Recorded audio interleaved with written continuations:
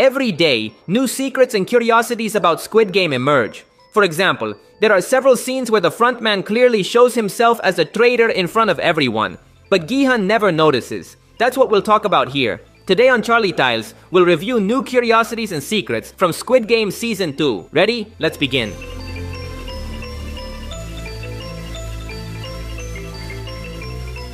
When Gi-hun plans his revolt against the guards, he organizes with his friends and says they will go against the game directors. Here, Gi-hun looks up, pointing to where he thinks the leader is. The interesting part is that in this scene, everyone looks at the ceiling except the frontman.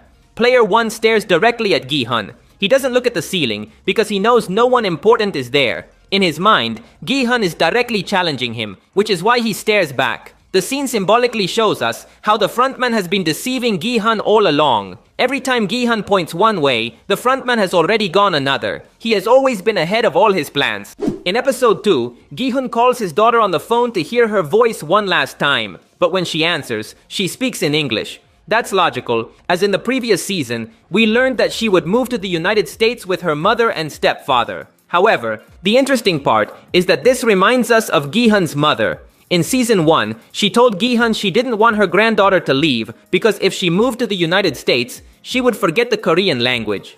Gi-hun's call makes us think the grandmother was right. However, the girl hasn't entirely forgotten Korea.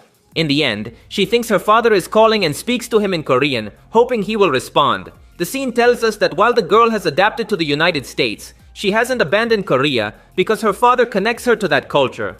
In the carousel game, during the final round, it was instructed that only 2 players could enter each room. The interesting part is that as soon as the order is given, player 1 grabs Gi-hun's friend and takes him away. This has a lot of context. The frontman knows no guard will kill him, no matter what happens. That's why he decided to take Gi-hun's friend, to protect him. But why did he do this? Because he wanted to kill him with his own hands in the future. From the beginning, he realized this man was Gi-hun's only friend. Killing him would be a critical blow to Gi-hun. The frontman planned this death from the start. This season, the pink guards have undergone some changes. This time, their masks have a slight transparency, allowing us to see a bit of the person behind them. In Season 1, this wasn't the case. Their masks were completely solid, showing nothing but black. Why this change? Well, it's because in Season 1, the goal was to portray the guards as entirely anonymous beings. They weren't people but heartless soldiers. On the other hand, in Season 2, the director aimed to humanize them a bit more. That's why we're told the story of a woman who is a pink guard. She does this to regain her lost daughter. The series is trying to tell us that despite everything, these guards are also human. That's why we see through their masks. Now we know there are real humans behind them. Squid Game has devised a gruesome technique to destroy its participants. Let me explain. In Season 2, we were introduced to the pentathlon game. Here, players must form teams of 5. This game is designed to bond players and make them friends. However, the next game is the carousel. Here, the teams are forced to split up and enter different doors. In each round, the number of players per room decreases, so the teams are forced to eliminate some members. This is designed so that players form friendships in the pentathlon and then betray or even kill each other in the carousel. We saw this with Thanos' team, where they all betrayed one another. Of course, this technique isn't new. It was also used in Season 1. There we had the tug-of-war game, where players formed teams and friendships emerged. But then came the marble game, where players were forced to kill their partners. This was also designed so that friends had to kill each other. This technique demonstrates how macabre the Squid Game organization is.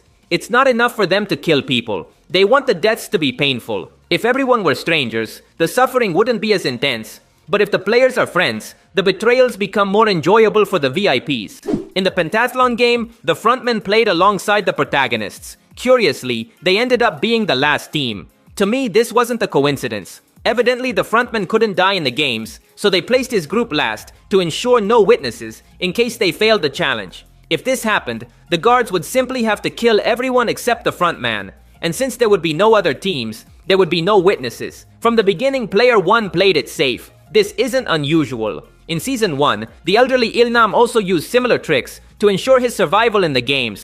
When the police and their team inspect an island, they encounter an explosive trap. The explosion scares the team inside the boat, and everyone immediately looks toward the island. However, if we pay attention, the ship's captain isn't surprised. He turns his head very slowly because, evidently, he's a traitor.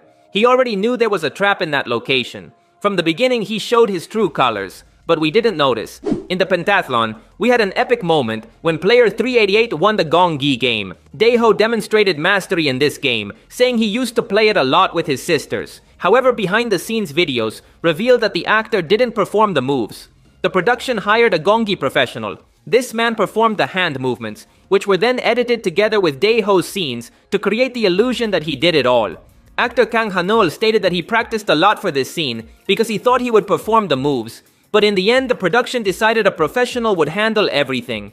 In episode 2, we learned that the North Korean girl works as a children's entertainer. However, in the same episode, she resigns because she's returning to Squid Game as a guard. Here, one of her co-workers asks her how she manages to survive so many hours wearing that rabbit head. The girl doesn't answer, but we can deduce it's not difficult for her. If she works as a pink guard, it means she's already used to wearing a mask for many hours a day. The rabbit head is nothing compared to that.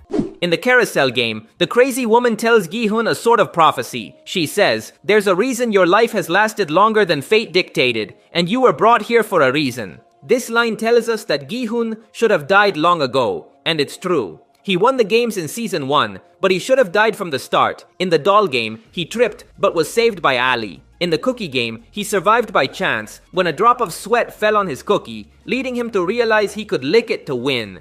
In the tug-of-war game, he only won because the old man played alongside him and revealed a trick to win. In the marble game, Gi-hun lived because the old man literally let him win. Gi-hun should have died at the start of the games, but as the crazy woman said, for some reason, his life lasted longer than fate dictated. Gi-hun was literally chosen by fate to fulfill a mission.